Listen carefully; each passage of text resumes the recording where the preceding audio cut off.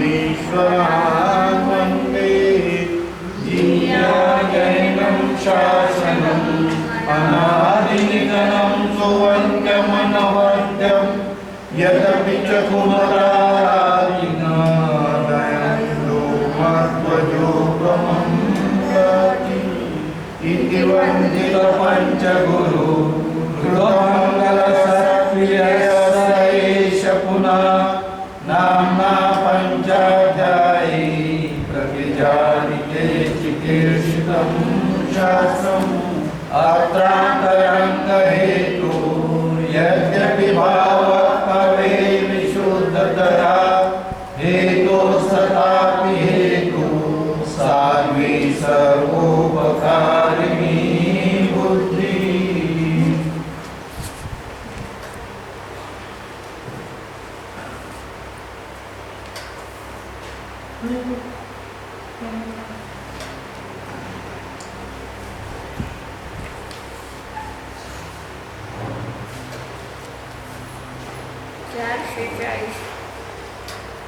गाथा 440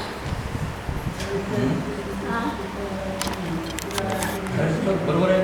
यशस्वी सुतमित्रादि सर्वं कामयते जगत् नास्य लाभो विनाशेति लोक वर जाते ना.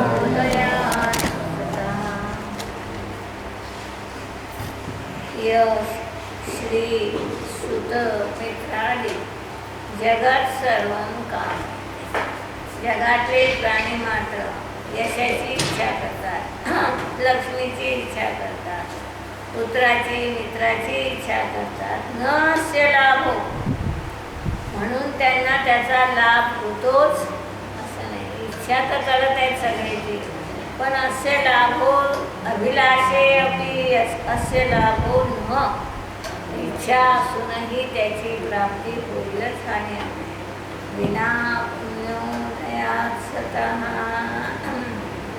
त्याच्या पुण्याचा उदय असल्याशिवाय किंवा तशा प्रकारचा नियोग असल्याशिवाय आपल्या इच्छेनं ह्या वस्तू कधी प्राप्त होत नाही. म्हणून दोन गोष्टी आहेत. सम्यक दृष्टीला अभिलाषा का नाही हे सिद्ध करताय. तर सम्यक दृष्टीच्या जीवनात हा नियम आहे की आपल्या इच्छा केल्यानं ते पदार्थ मिळणार आहेत किंवा ते दूर होणार आहे असं नाही. आणि म्हणून पदार्थ मिळणार असेल, आपला पुण्योदय असेल, पापोदय असेल, त्याला अनुसरून तशा प्रकारच्या पदार्थांचा संयोग वियोग सहज घडत राहतो. हे ज्ञान सम्यक दृष्टीला असल्यामुळे त्याला कोणत्याही पदार्थाची अभिलाषा असेल. जर अभिलाषा केल्यानंतर जर मिळालं मग सम्यक दृष्टी अभिलाषा करत का? अभिलाषा केली वस्तू तयार, अभिलाषा केली वस्तू तयार. तर अशा परिस्थितीमध्ये सम्यक दृष्टी अभिलाषा करून त्या वस्तू संग्रहित करीत का? वस्तूचा संग्रह तर असू शकेल, पण अभिलाषा म्हणजे नाही, अभिलाषा केल्याबरोबर वस्तू जर मिळत असेल समजा असं सृष्टीच्या असा नियोग असेल तर सहज आहे. तो हेच मानणार आहे त्याही वेळी माझ्या अभिलाषेनं मिळालं हे नाही मानणार सम्यक दृष्टी. त्याचा नियोग होता राहीलच कसं आहे. त्याचा नियोग होता म्हणून मिळालं हे मानणार आहे. त्यांना जरी असं मानलं तर सगळी गोष्टी राहणार नाही. पण आपण म्हणताना पूर्वकर्माच्या पुण्याचा भाव व्यवहार हे नियोगच आहे. तो नियोग म्हणजेच पुण्योदय. मागच्या भावाचा पुण्योदय पापोदय जो असेल तो केव्हा एक गोष्ट त्याच्या पुढे जाऊन नियोग शब्द की पुण्योदयानं वस्तू मिळतात किंवा पापोदयानं वस्तू नष्ट होतात असं नाही. पापोदयानं दुःख होते, पुण्योदयानं त्यात सुख होते. हा महत्वाचा सांगायचा आहे. म्हणजे तो मधलं अंतर काय केलं मी लक्षात आहे. फक्त त्याच्यामध्ये भाव केला, परिणाम केले कसे. हां, पुण्योदय कर्माच्या उदयात वस्तू मिळणार आहे का? नाही. कर्माच्या उदय नसला म्हणून वस्तू मिळत नाही असंही नाही. कर्माजवळ वस्तू नाही. तर पुण्योदय आहे याचा अर्थ आपल्या जीवनात जर पुण्याचा उदय असेल तर जे मिळालं आहे त्याच सुख वाटते. आपला जर पापाचा उदय असेल तर जे मिळालं आहे त्यातही दुःख वाटते. निमित्त नैमित्तिक संबंध तर आहे थोडं. कोणाचा याच्याशी नाही.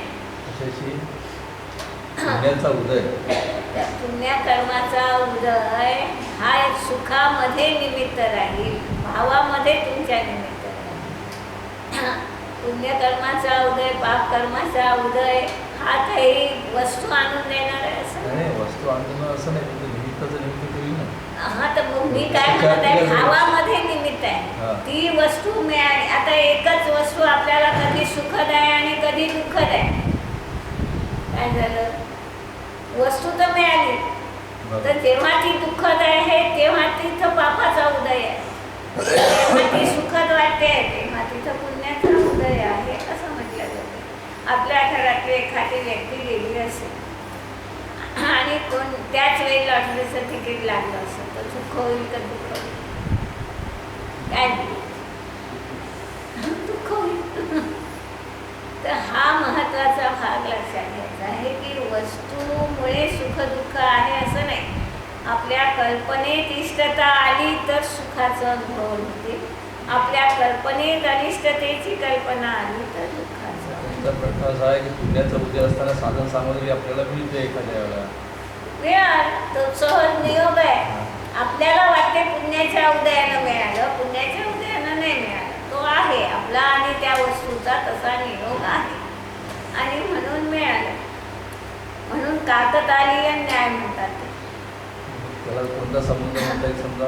काकतालीय न्याय म्हणजे तुमची इच्छा व्हायला आणि त्या पदार्थाचं तसं परिणमन व्हायला असा एकच काल आला तर आपल्याला असं वाटतं की आपल्या इच्छेनं झालं, इच्छेनं होत नाही. कोणता संबंध म्हणता येईल तिथं? हां, तिथं कोणता संबंध? हे एक संबंध आहे वस्तुतः. बदलवायचं काम फक्त येतं, आपले परिणामच बदल, बाकी काहीच नाही करू शकत. वस्तुतः हा पुद्गलाचा संयोग आहे. हा कोणत्याही निमित्तानं होत नाही आणि कोणत्याही कर्मानं होत नाही. पुद्गलानं या समय कुठं जायचं, कोणाच्या खिशामध्ये या नोटीनं जायचं, हे सर्व त्या नोटीच्या प्रत्येक परमाणूची योग्यता कुठे जाण्याची आहे त्याच्यावर आहे. त्याच्यामध्ये कोणत्याही कर्माचा उदय ते त्याला हे नाही. माणसानं जर असं केलं तर विकास का कारण तुमच्या खिशात माझ्या खिशात इथं आता योग असेल तर काय बरोबर आहे, नाही. त्यात काय ज्ञानीला होतच नाही, ज्ञानीला होतच नाही. येत ना. तो ते जर आपल्या हातीच नाही ना. जेव्हा बनारसी दार्जिलिंगच्या घरात चोर आला, मग त्यानं खूप मोठं बांधलं, हे पाहत होते तरीही काही बोलत नव्हते. त्याला वाटले काहीतरी बोलता येत नाही, वेगवेगळे शिसाट्या पिटा कसं उठतही नाही बोलतही नाही हा माणूस. उचलून गेला. खेळलं त्यानं खूप. ते उचलत नाही एवढं ओझं झालं तर ते स्वतः उठले आणि उचलून दिलं त्याला. मग आता ज्ञानीला काय वाटलं तर मग ते त्याच्या घरात जाणारी वस्तू असेल तर जाईल हाच विचार त्यांच्या मनात आला. पण कसं असते, पुण्याचा उदय होता तर जेव्हा त्या मुलानं जाऊन सांगितलं आईला, म्हणे आज तर एक अजब झालं. म्हणे काय झालं, तो माणूस पाहत होता, त्याला चालता बोलता येत होतं आणि तरी देखील त्यानं मना केलं नाही, ओरडला नाही, काहीच केलं नाही. म्हणे आज एक असा अजब माणूस मी पाहिला. म्हणे तुम्ही किती गोळा केला तरी तो काहीच बोलला नाही. त्याच्या लक्षात आलं की आपल्या गावात असा माणूस एकच आहे, बनारसी असला तर. बनारसी होता का रे, म्हणे ते नाव भाव मला माहीत नाही पण असा होता. तिनं ते सगळं गाठोडं परत तर ज्ञानीची ही अवस्था सहज असणार आहे की ते गेलं तरी त्याला तेवढं दुःख होत नाही, आलं तरी तेवढं त्याला सुख होत नाही. रायचंद्रींच्या जीवनातही तीच घटना सांगतात. जेव्हा त्यांना एकाने भेट दिलाय समयसार रायचंद्र, तो उकलून पाहिल्याबरोबर त्यांना वाटलं की काय ह्या रत्नात मी बसलो आहे, हे महान अलौकिक रत्न मला आज मिळालं आहे. तर त्याने ओंजळीनं रत्न त्याच्या ओटीत टाकले. तर ते दुःख झालं काय, एवढे आपले रत्न चालले, एवढा पैसा वैभव झाला. जरा मृत्यू दरिद्रादि नहि कामयते जगत् तस्मै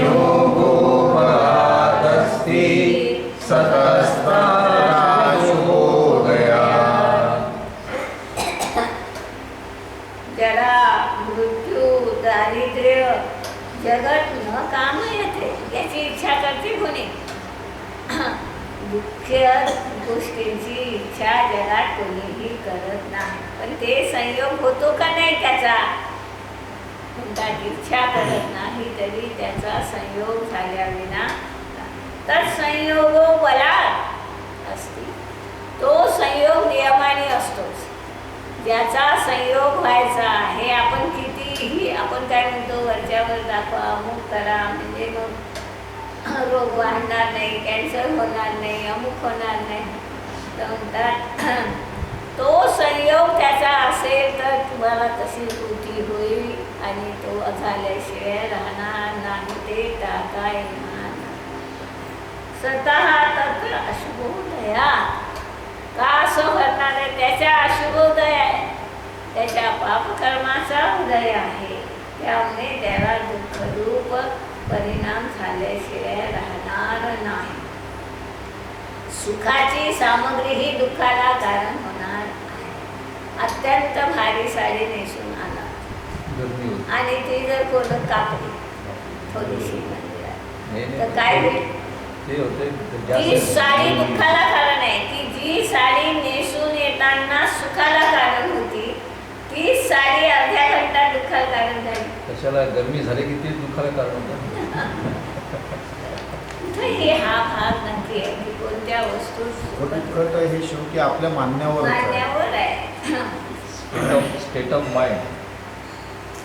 संवेगो विधिरूपस्य निर्वेदश्च निषेधनात् स्याद्विवक्षावशाद्वैतं नाथार्थान्तरं तयोः. आता निर्वेद तो चौथा तिसरा गुण आहे, तो सांगता की निर्वेद कशाला म्हणतात? दोन नाण्याच्या बाजू आहेत, संवेग आणि निर्वेद. संवेगामध्ये काय केलं होतं की अभिलाषा असत नाही असं होतं. निर्वेदामध्ये काय असणार आहे म्हणतात की अभिलाषेचा अभाव असणार आहे. त्याचंच कथन एक नाही रूपानं केलं, एका ठिकाणी आहे रूपानं केलेलं असणार आहे. जेव्हा संवेग जीवनात आहे तेव्हा नियमाने सगळ्या बाह्य पदार्थाबाबतही वितरातेचा परिणाम सहज असतो. संवेग हा निर्वेद हा निषेधनात स्यात्. संवेग विधी रूपानं कथन आहे, निर्वेदाचं निषेध रूपानं. आपण 12 भावने 2 भावना पाहतो, कोणती? एकत्व आणि अनंत. त्यामध्ये आहे काय शेवटी? दोन एकमेकाचं कथन करणाऱ्या दोन बाजू आहेत. वस्तुतः आहे एकत्व पाहिलं म्हणजे बाकीपासून अन्यत्व स्वतः आहे.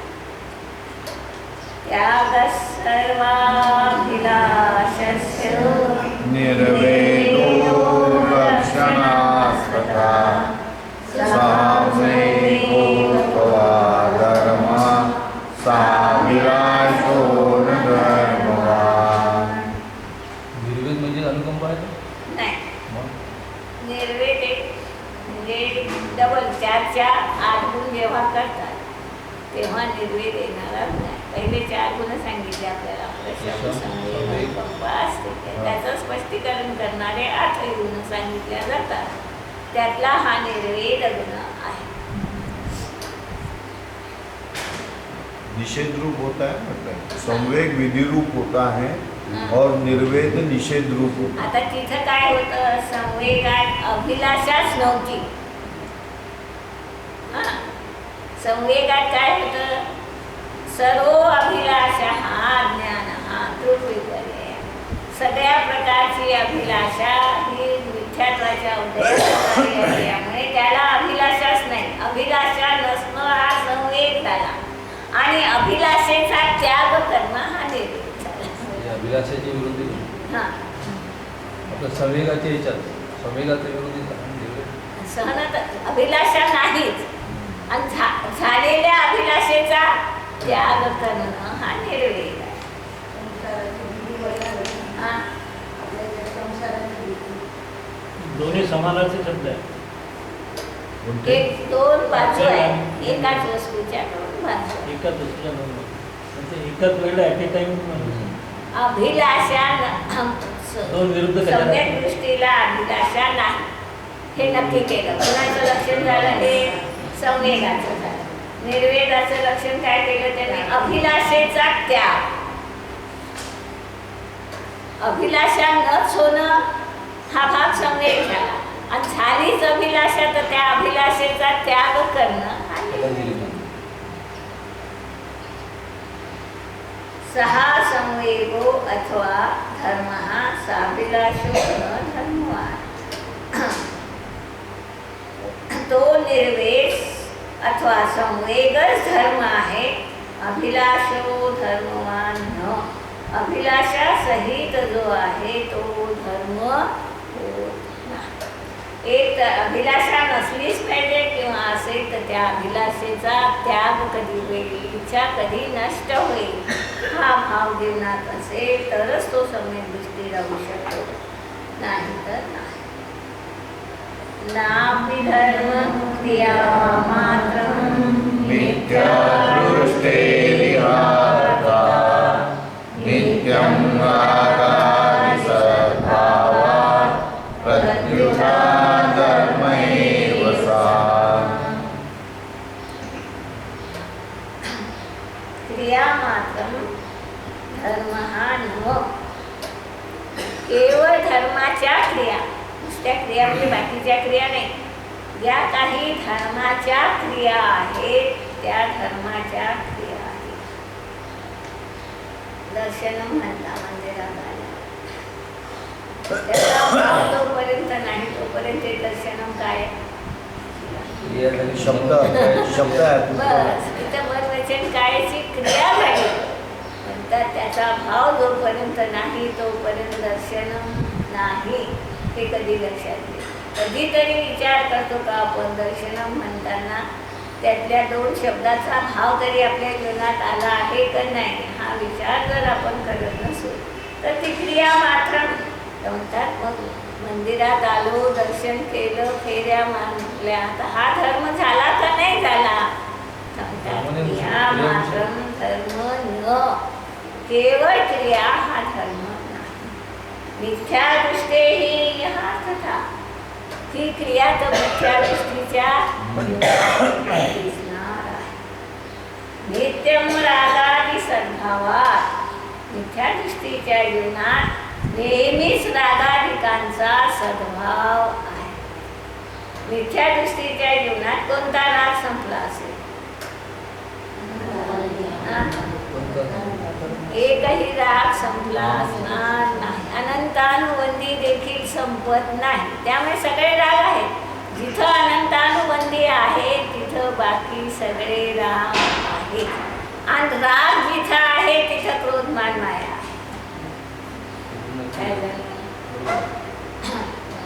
राग म्हटलं तर फक्त रागच आहे असं नाही, तर जिथं राग आहे तिथं क्रोध मान माया नियमाने आहे.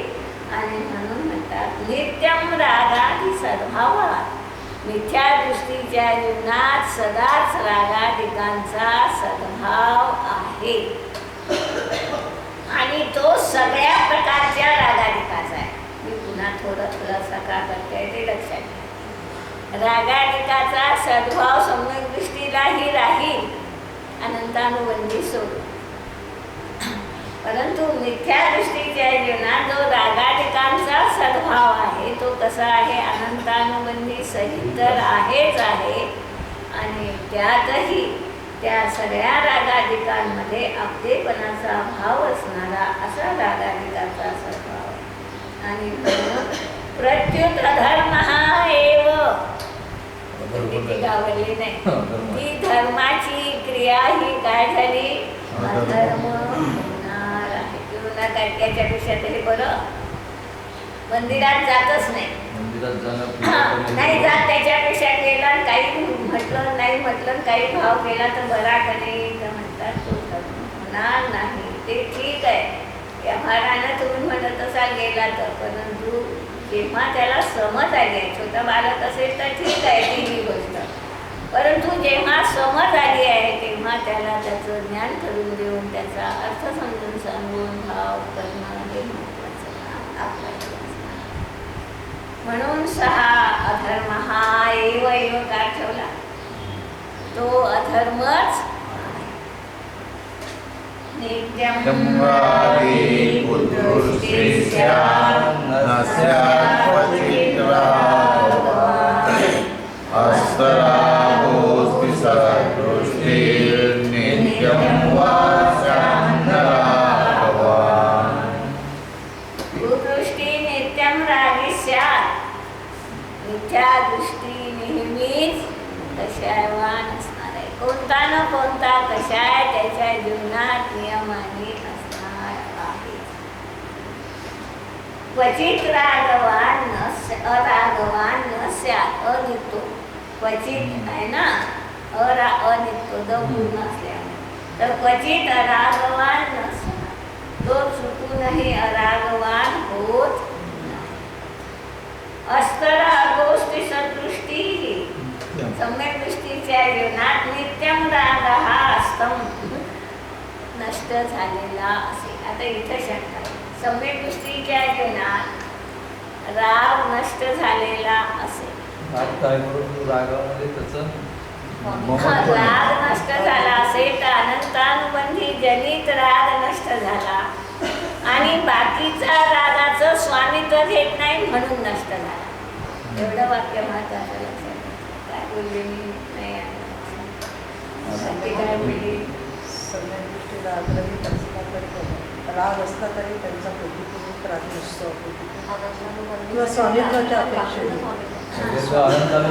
अनंतानुबंधीचा तर अभाव आहे आणि बाकी जे कषाय आहे, बाकीचा जो राग आहे त्याचं स्वामित्व तो घेत नाही आणि म्हणून सम्यक दृष्टीला राग नाही असं समजू नका. या वाक्याचा असे उलटा पकडू नका तर सम्यक दृष्टीच्या जीवनात सगळे कषाय संपले. कषाय आहेत म्हणूनच राहिला ना तो संसारात. का राहिला? कषाय संपले असते तर संसारात राहायची गरज नव्हती. कषाय संपले नाही म्हणजे खूप मोठा पुरुषार्थ आहे त्याचा. कषाय असतानाही तो कषायित होत नाही हा त्याचा पुरुषार्थ आहे. त्याचं स्वामित्व घेत नाही आणि म्हणून तो महत्वाचा. काय वेळ आलं काही लक्षात? काय आलं? अजून कषाय पूर्णतः त्याचा अभाव झाला नाही, पण तो त्याचं कर्तृत्व घेत नाही. जेवढे गेले ते तर गेलेलेच आहे आणि जे गेले ते महत्वाचे गेले आहे. आणि जे आहे ते अत्यंत हीन दर्जाचे आहे आणि त्यातही तो स्वामित्व घेत. म्हणून सदृष्टी ही नित्यम अस्तरागो असती. सम्यक दृष्टी जीव जो आहे तो नेहमी रागात्मिकचा अभाव रहित असणार आहे. श्याम न रागवान तो रागवान होऊ शकत नाही. म्हणजे तो कधीही विकारी होऊ शकत नाही. विकार असतानाही विकारी होऊ शकत नाही. त्याला आपलं व्यवहारातही आपण म्हणतो का नाही. त्यांनी मोक्षमार्ग प्रकाशमध्ये नेहमीचं उदाहरण ठेवलं. मुनीम जो आहे दुकानातला तो काय काम करणार? काम तर सगळं तोच पाहिजे, लिखापणी तोच करल, नफा तोटा काय आहे ते सगळंच पाहिजे, पण तो त्याचा सुखी दुःखी होईल का नाही. तसा हा सम्यक दृष्टी लवकर असतो या सगळ्या गोष्टींचा आणि मिथ्या दृष्टी याचा मार्ग.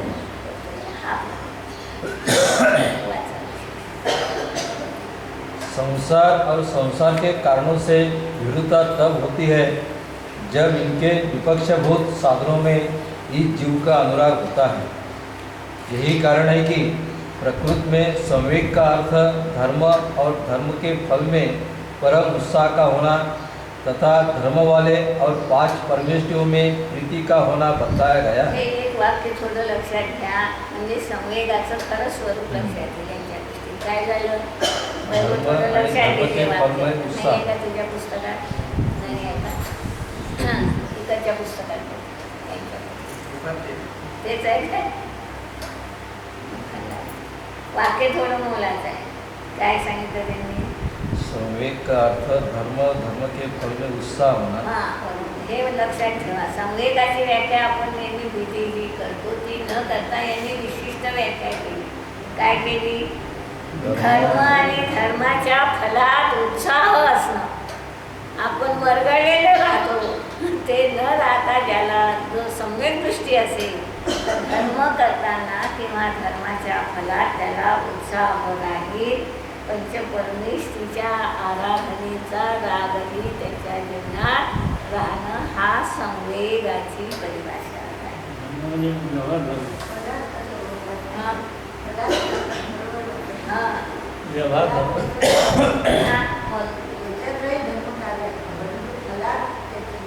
फलात म्हणजे मोक्ष फलात. इथं धर्म धर्माचं फल दुसरं काय आहे? धर्माचं फल हे सगळं मिळणं थोडंच आहे. धर्माचं फल तर अनंत सुख आहे ना. मग इथे धर्म म्हणजे शुद्धात्माची अनुभूती. शुद्धात्म्याचा श्रद्धा ज्ञान चारित्र रूपानं फल. धर्म म्हणजे भक्ती करणं हे होईल का? क्रियाकांड धर्म नाही. म्हणून वर त्यांनी सांगितलं क्रिया मात्र धर्म नाम न. क्रिया मात्र धर्म नाही. पण तिथे त्याला भाग दिला आहे. धर्म नाही एवढं नाही म्हटलं, तो अधर्म आहे हेही सांगितलं आहे. जेव्हा सम्यक दर्शन नसेल तर काय होईल? मिथ्यात्वाच्या सोबत असणारी क्रिया आणि ही मी पाप नियमाने हा एक महत्वाचा भाग लक्षात घ्यायचा आहे आपल्याला यातून की निश्चय सम्यक दर्शन होईल नाही होईल आहे नाही आहे हे नाही करणार. पण खरी जर पंचपरमेष्ठीची भक्ती आराधना करायची असेल तर व्यवहार सम्यक दृष्टी झाल्याशिवाय खरी भक्ती मी काय बोलू नाही काय बोलू निदान कमीत कमी व्यवहार सम्यक दृष्टी झालो तरच पंचपरमेष्ठीची भक्ती किंवा धर्म हाताशी व्यवहार धर्म ही हाताशी. मिथ्यात्व गेलं तरच तो व्यवहार समजतो. गृहीत मिथ्यात्व तर सोडा. मी म्हणते मिथ्यात्व गेलं तर तो सम्यक दृष्टीत झाला. सम्यक दृष्टी न होताही व्यवहारानं जे गृहीत मिथ्यात्व आहे हे गृहीत मिथ्यात्व जोपर्यंत ज्याच्या जीवनात आहे तोपर्यंत व्यवहार धर्मही नाही. जोपर्यंत देवदेवतांची आराधना आहे, मंत्रतंत्रावर विश्वास आहे, काही करते ही भावना आहे तोपर्यंत नियमाने म्हणतात तो मिथ्या दृष्टीच आहे हा नियम. करत असताना जे फळाची अपेक्षा करणं म्हणजे ते सुद्धा मिथ्यात्व झालं. कुणाला होईल फलाची अपेक्षा होईल म्हणून त्यांचा जो प्रश्न होता मला. फलाची अपेक्षा करत नाही, उत्साह आहे. त्या फलामध्ये उत्साह आहे हा शब्द ठेवला म्हणजे त्याचा अर्थ काय झाला? फल काय आहे आपल्याला? अनंत सुख. तर त्या अनंत सुख मिळावं असा उत्साह आहे त्याच्या जीवनामध्ये हा भाग आहे. कधीही हा फलाची इच्छा नाही की मला संसार सुख मिळावं, स्वर्ग मिळावा, मला लॉटरी लागावी, ह्या इच्छेनं तो धर्म सम्यक दृष्टी कधीच करणार मिळावा, पैसा मिळावा. म्हणून तो भाव महत्वाचा लक्षात घ्यायचा आहे आपल्याला. काय सांगितलं?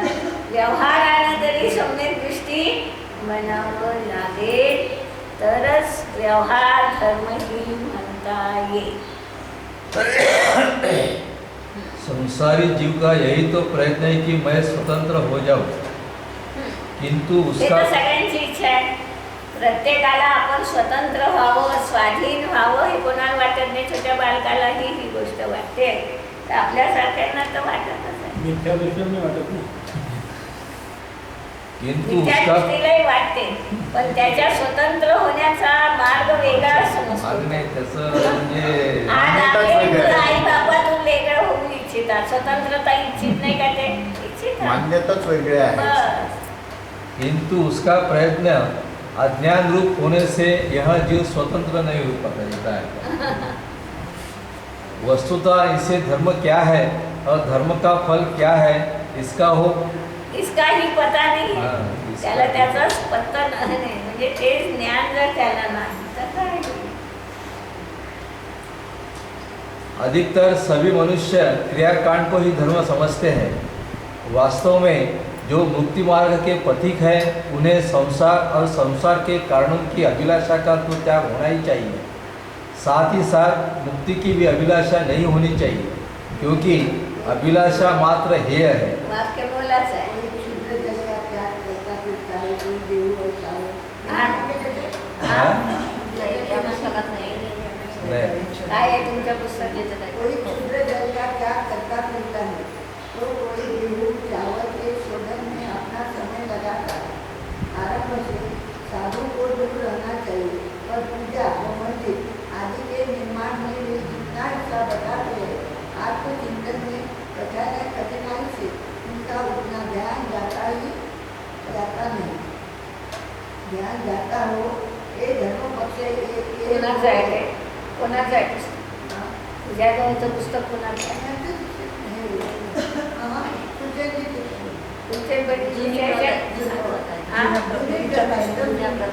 जुन्या प्रतीत नाही आहे. बरेचसे वाक्य वेगळे आहेत.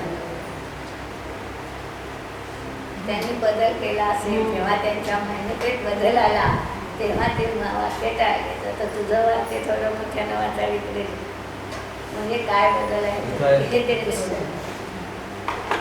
ते वाच तुझं राहू दे हे दिसतं. मोठ्यानं वाचलं ते लक्षात.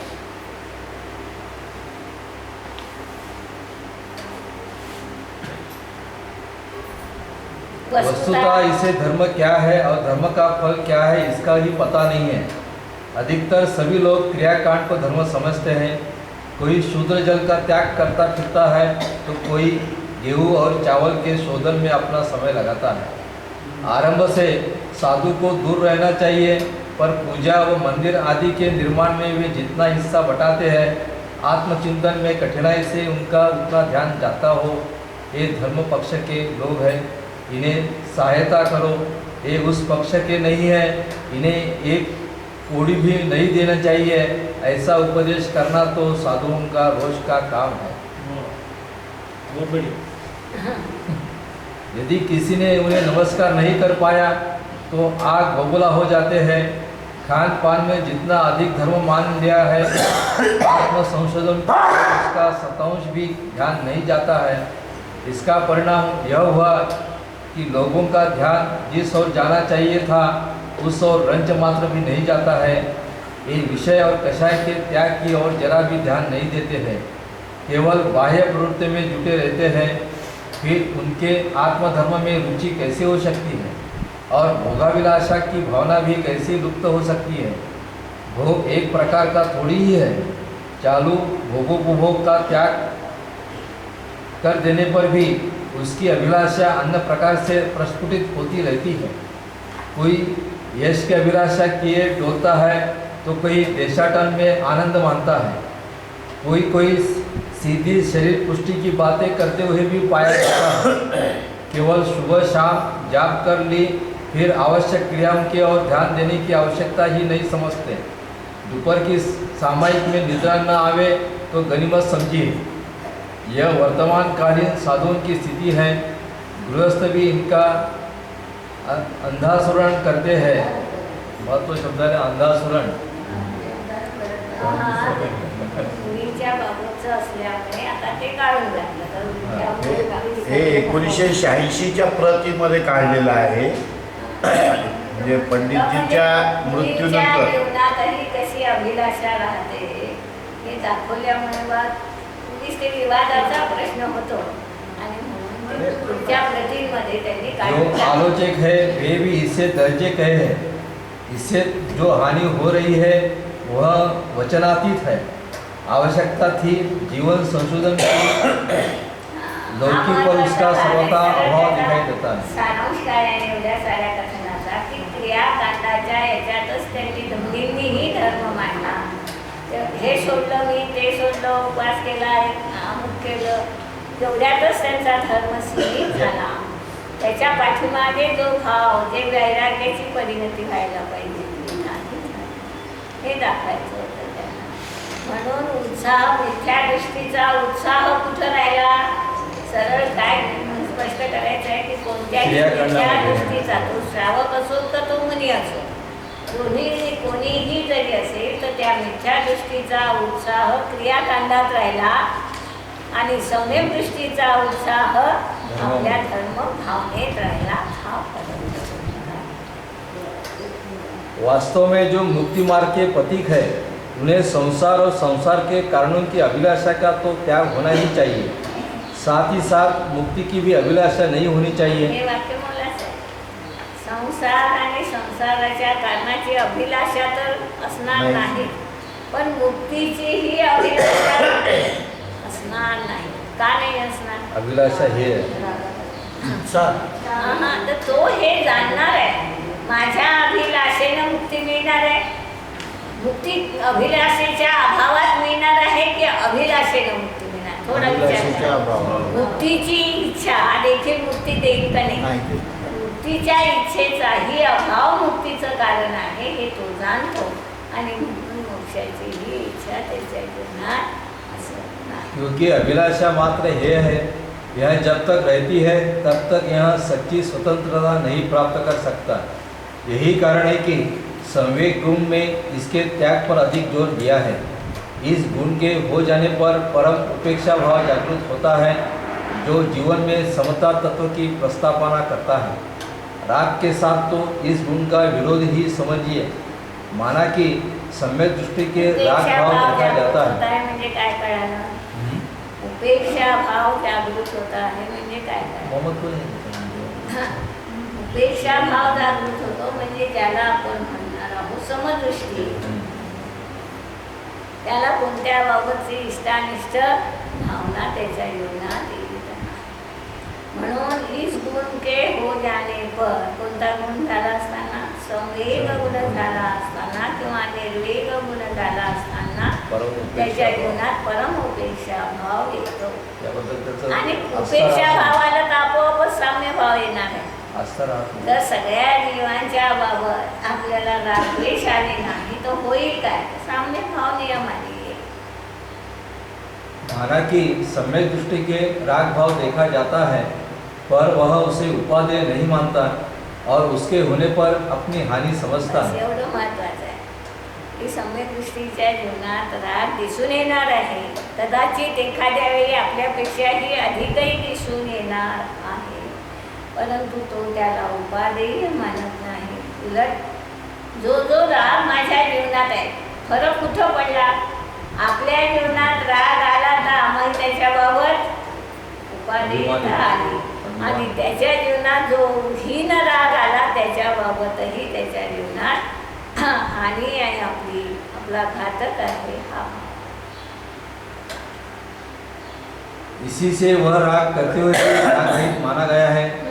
हे वाक्य मोलाचं आहे. राग करते हुए भी, राग करताना दिसत असला, करते याचा अर्थ दिसत असला तरी, राग करत नाहीच तो, कर्तृत्व घेत नाही म्हणून, पण राग करताना दिसत असला तो तरी, राग त्याला थोडंसं व्यवहार तर करतेच म्हणून समजा काय हे सांगत आहे. कर्तृत्व तरी नाही. तो शब्द आहे, तरी तो राग त्याच्या जीवनात दिसला तरी तो राग करीत नाही. निर्वेद संवेग का पर्याय नाम है। संवेग में जो बात विधिमुख कही गई है, निर्वेद में वही बात निषेध द्वारा कही गई है। भीतर से इस गुण का प्रकाश सम्यत्व के सद्भाव में होता है, इसलिए यह भी सम्यत्व का लक्षण माना गया है। एक महत्वाचा शब्द टाकला है, भीतर से इस गुण का प्रकाश सम्यत्व के सद्भाव में होता है. वस्तुतः हा गुण संवेग गुणही सम्यत्वाच्या बरोबर असणाराच खरा संवेग आहे. त्या गोष्टीच्या बरोबर असणारा संवेग हा